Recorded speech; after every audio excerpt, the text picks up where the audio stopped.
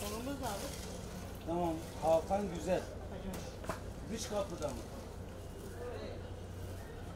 İçinde yumurta yok, boş da.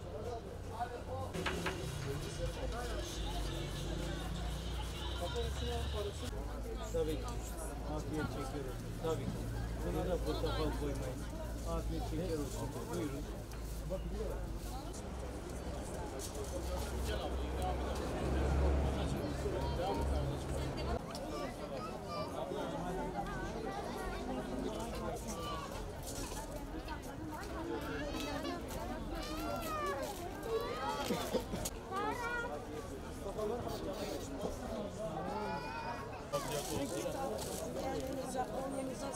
Afiyet olsun, hayırlı akşamlar.